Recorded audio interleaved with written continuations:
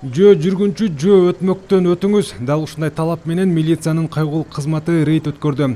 Рейд учурунда жолдон туш келди өткөн жарандарга протокол түзүлүп, 1000 сомдон айыптар салынды. Ошондой эле мектеп окуучулары эрежени сактоого чакырык жазылган баракчаларды таратты.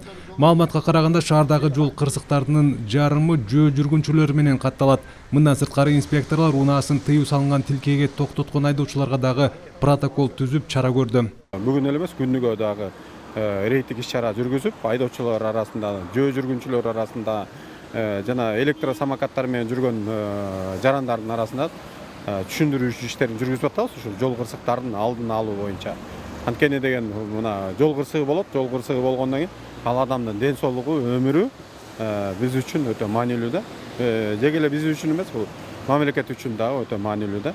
Платный болсо деле, чоңураак парковка кылып койсо, же подземный парковка кылып койсо, биз деле ошол жака кирип эле эч кандай нарушение кылбай, алчу нерсебизди алып, берчү нерсебизди берип кетип калганыбыз жакшы да. Азыр народное место айла жок, каяка токтойсуң? Тиги Бишкектин ар жагына барып токтоп келиш керек, же Жылмашевтерге барып токтоп келиш керек, мэрге келишим мисалы үчүн да.